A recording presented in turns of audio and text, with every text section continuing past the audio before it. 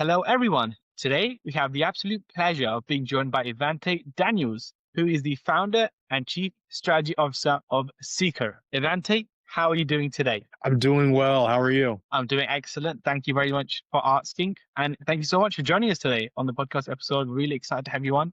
I talk all things business and hopefully learn a thing or two, if that's okay with you. Yeah, absolutely. I'm excited for the conversation. Let's do it. Let's dive right in. And Evante, if we can start from the very beginning, perhaps the early years of childhood and growing up, what did that look like? What is your journey getting to the position you're in? And if you can tell us a little bit about yourself, who you are, for the people that don't really know. Yeah, absolutely. So, as said, my name is Evante Daniels. I come from Atlanta, Georgia.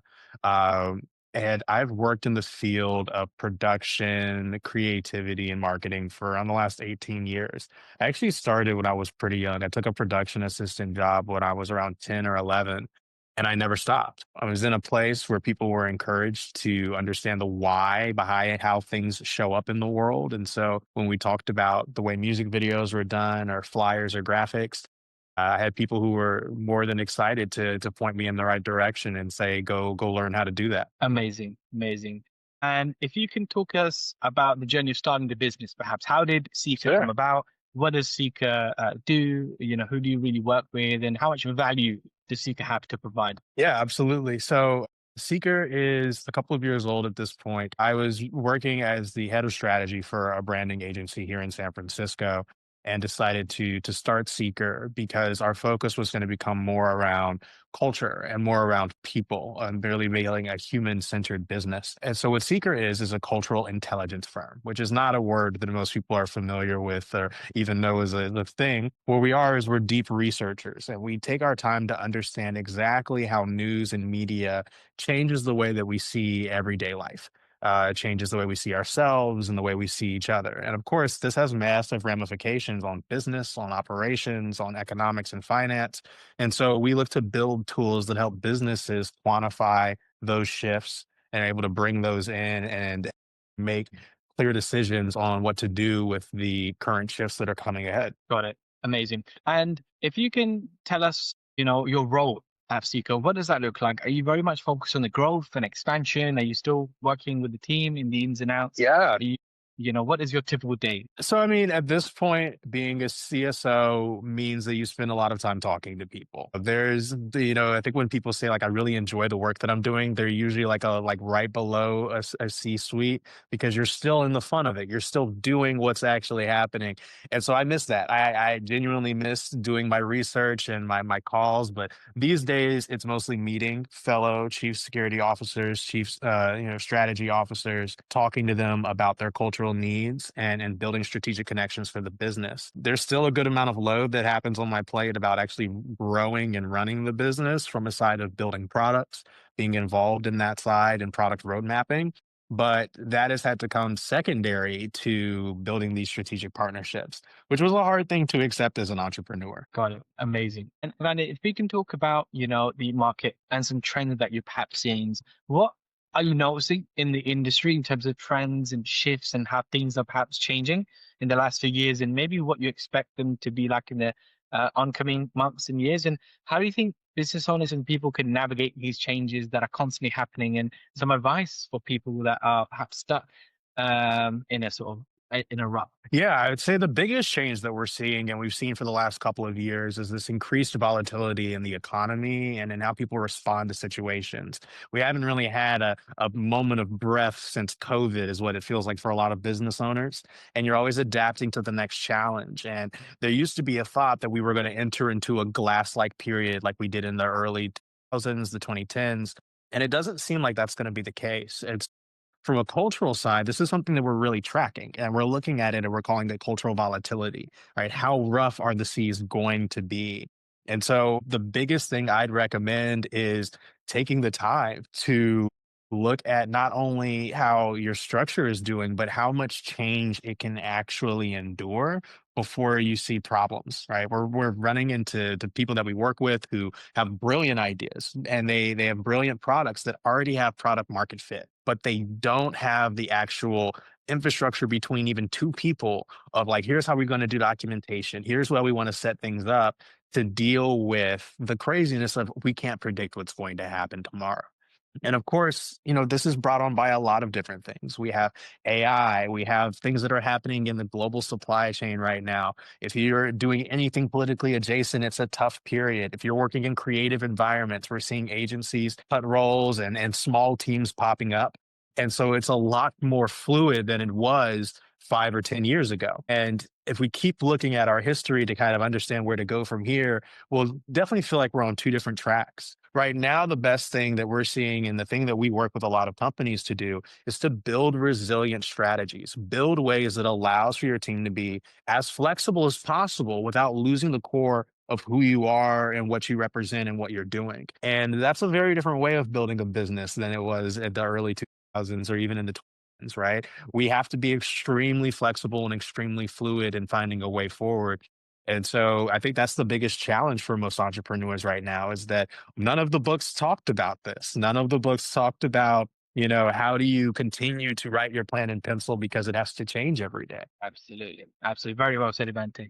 Now, a trend I wanted to get your thoughts on, this trend's blown up last 10 years and it's only going to get even bigger. And that's the power of social media, right? Online Mhm. presence, branding, social media, you know, how important has social media been to the success of Seeqer? What are some ways that you're really utilizing the power of social media? And what are some pitfalls that perhaps business owners need to be mindful of to avoid getting caught in sort of common problems when it comes to social media? What's your overall thoughts? Man, that's a really great question. And there are a lot of ways to kind of take that. I think I'd speak from my own experience and say that, my personal social media, my primary platform is LinkedIn because a lot of my clients, a lot of my colleagues are there. And if I'm going to put time into social media, I want to put it into a place where my community is already going to be. And since then, my brand and following has continued to grow, which has been great to see. And I've built great relationships out of it.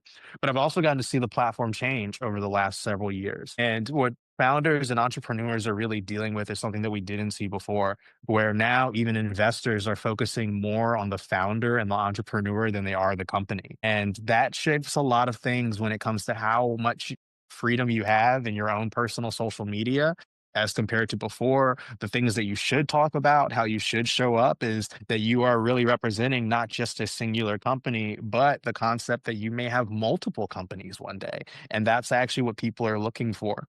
When we look at social media overall, there was a period of high posturing, right? We needed to know exactly how to look like the cool guy or the smart entrepreneur or the wise CEO. Well, that game has kind of fallen. And so on LinkedIn right now, what you're seeing is this surge of a need of authenticity, not to a level of pandering to people, but being honest about, hey, look, some of us work from our couch all day. And we have a blanket on our lap and we're going to get everything that we need to done, but it's not going to be in a corner office or with a nice chair. And that's was something that we wouldn't have said 2 years ago. Right. And as an entrepreneur and someone who focuses on your own optics and you understand how you present yourself to the world, if you were looking at what happened last year or 2 years ago, then that's a very different playbook than what's happening right now. And we're seeing the shift continue to expand in transparency. And so I'd say for social media, it's becoming even more important than it was during the TikTok boom for founders to exist on a platform. I wouldn't say you have to be on every platform. I definitely don't encourage that strategy. I say find the one where your people are at. If you're doing a lot of work in tech, then lean into the communities where tech is going to be at. For me, I have to connect with a lot of business and governmental leaders. LinkedIn is a perfect place to do that because it lets me circumvent their email inbox. I can get to know them really well. So, learn the playbook, learn the rhythms, learn the time. If LinkedIn says, hey, we like it when people post 3 times a week, try to work towards that, but understand that what you're representing is the potential of everything that you bring, not just a singular company. And when we look at investments, when we look at PE and VCs these days, they are strongly backing their investments, not on the company, but on the founders. Absolutely. Absolutely. Very well said, Amanda. Very well said. Now, if we can hone in now more on the business side of things, right? Talking all things business, what are some areas of the business that are going really well and going strength to strength and they're only getting better and better? And what are some areas of the business that you feel perhaps are still a little bit behind, need some tweaking refinements, or perhaps challenges or hurdles need to be overcome? Yeah, How are you looking to do that? that's a fair question. It's a tough question, but in all honesty, I'd say our biggest strength is our product roadmap.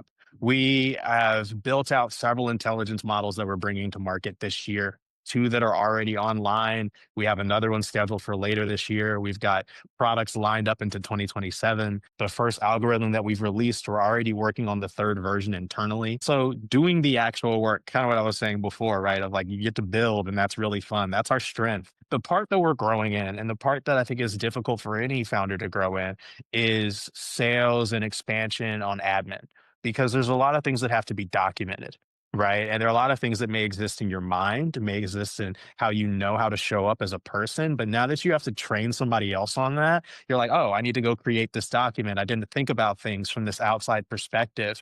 And so that's a growing pain. Right. We're still very strong in how we market ourselves and how we communicate. There's a lot of things I wish Seeker could be doing right now that we just don't have the capacity for. But one of the biggest areas that we're continuing to grow in is building out actual assets that are needed for us to build new partnerships. And then, of course, we want to scale the rate we're able to build those partnerships. Right now, we do a one to few model. We're really selective about the people that we work with, and we're really selective about the projects that we take on. But that's because of the effort that we're putting into our studies, our research, and the products that are being built. Eventually, we want to scale to a size where we can take on more projects and still continue the depth and rigor that we've already started. Amazing. Very well said. And thanks very much for that. If we talk the future, right? Obviously, I Sure. understand you personally have some massive, massive goals for yourself, and showing you should. And business-wise, you probably got some really, high heights you want to get to, and even bigger. So, where would you say you kind of sit in that side of things in terms of having goals, what the future looks like? Perhaps if you're looking back on things in maybe 30, 40, 50 years' time, on your rocking chair, taking a nice drink on the beach, what do you want to feel like you've achieved, and what kind of legacy do you want to leave behind with Seeker and the sort of imprint on the industry? Where do you, and a loaded question, but feel free to talk openly. I mean, a phenomenal question in all honesty, right? When I think about legacy, sometimes I get so caught up in the day's work that I don't always think about what's going to happen ahead. But when I see what future will become well, Seeker will become in the future, one of the things that stands in my mind is that we're becoming the Bloomberg of cultural intelligence. We're building models that allow us to quantify cultural physics and mechanics at the same rate that Bloomberg did with finances, and seeing how that drastically changed the global economy.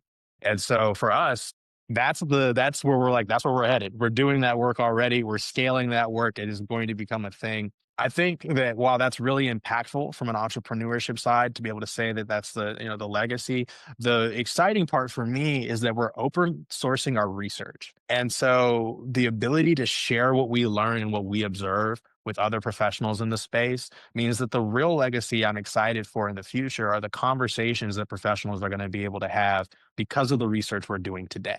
When I'm able to sit back on that beach and enjoy my Mai Tai, right? I want to be able to see a world in which people are talking about how do we preserve aspects of culture? How does culture work inside of businesses? How do we share and shape perception at scale in a very conversational way? An important conversation to have, and one that needs to happen in marketing and finance and operations and programming and a lot of other spaces. And so when I look at the impact and the legacy and everything that we're working towards, as much as it is about building the company, and we know that we're going to build a strong one, it's really about building a conversation that's going to last for generations. Amazing, amazing. Just lastly, I guess, Mante, advice, right? There's probably somebody in your position, starting now, or somebody, who's, in the middle, and they're trying, but they're feeling stuck. So, what is the biggest piece of advice or lesson you've learned, right, in your journey of entrepreneurship and becoming successful? Or perhaps, the biggest piece of advice you wish you knew when you started your journey that, could have next or, had you much bigger. Obviously, we all learn from our lessons, but what's one that really resonates and kind of has Yeah. stuck where you've really, really learned from that, and you kind of thank for that lesson coming across your table. Yeah, I'd probably say the biggest lesson is to iterate. Is not a word that comes up in conversation very often, but for entrepreneurs, the ability to come up with multiple ideas or multiple versions of an idea is one of the most important things. Like a lot of entrepreneurs, I've seen the YouTubers and those who had made it far and made it wide. And so I would have an idea, and I would think my first idea was the idea, right? And I wouldn't necessarily explore it much further. And even if I did, I still kind of believed that that first idea was the idea. When I was in college, I studied design, and I had a professor who really focused on killing the ego when you do ideation, when you come up with concepts. It's the idea that you can have a good idea, you can have a bad idea. What you need to do is have a bunch of ideas and then go back through them and see if any of them are good. And so for entrepreneurs, a lot of times we get stuck because we haven't looked at all the ideas that are possible. I'm the same way. When we first started Seeker, we had very different language to describe what we did. We used language that a lot of other businesses did, and we weren't building our own lexicon or our own way to talk about the world. And it wasn't until I said, what if we try this other thing that seems very far outside of our range? And we're like, wait, no, that actually, we can build on that. That wouldn't have happened had we just said, no, the first model is the model, right? If we had just tried to find another way through. And it doesn't say that your whole business plan is something to be shifted on a regular basis, but we look at our scaling plans and our product roadmaps like twice a week. And we're all happy to make a change and say, okay, so that's definitely not happening next year. Like that just doesn't make sense anymore because of what's happening right now. Right. And then we'll say, well, what does that open us up to? What does that lead to? What are the possibilities that happen in each instance? And I don't run into a lot of entrepreneurs who want to do that naturally, but I find that to be the biggest strength that I've been able to bring to my team and has really kept us going. Because if you have a new idea, then you get that wave of inspiration again, right? And even if it's just to optimize the old idea, it doesn't have to be a completely brand new one, but it makes it better. It keeps you in the work, it keeps you in the paint, and it keeps you passionate. Absolutely. There's something as well which when I speak to people, right, that a lot of them with regards to AI, a lot of people are on the fence, and a lot of people are really up for it. And some people are sort of, it's here to replace us and it's going to take everyone's jobs, etc. Where do you sit on the fence with AI? How important is AI to what you do? Where are you with AI? Do you think it's a net positive, a net negative? And what advice would you give to people perhaps on the fence about, do I use AI? Do I be careful? What are your overall thoughts about AI, which is quite an interesting topic, which a lot of people are kind of debating constantly. Absolutely. Look, we have to accept a couple of things at one time, and I'm not saying these are easy or fun to accept. One, there's a large energy crisis that we have to discuss when we talk about AI, and it's something that does have to be addressed. We're also in a place where this is a very common tool now, and it's becoming standardized, which means that you not using the tools that are available to you puts you at a downside, right? And that's tough because you may have ethical wondering. I mean, I definitely do. There are things that I refuse to do in AI just because I don't feel comfortable from an ethical standpoint of doing that. But I've built my own boundaries around the tool and found ways that I could work with it. I would say another big thing for entrepreneurs is not to ask AI to generate, but ask AI to assist you. You can do a lot of the work and literally let the inspiration come from you, but then be able to follow through on it using AI to help build out that scaffolding, help build out that structure. And what you end up is a really healthy place, right? Where you're still ethically in control of what's happening. You're not asking for new things that are being brought. There's no secondary questions on whose idea this was, but you're getting the best out of it. It's very much treating it like a partner instead of a genie. Right. At the end of the day, where we are with AI is not in the place where it can replace the human spirit. Right. And that is something that makes businesses work. It makes music work. It makes culture work.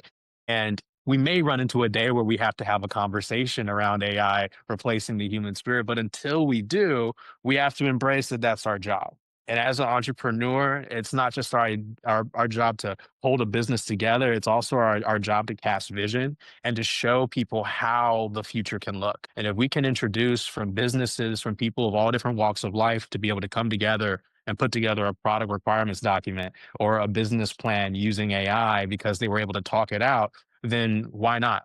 Why not explore that? Why not see what your ideas can look like? Why not poke holes in your own ideas and really use it as something to assist you along the road?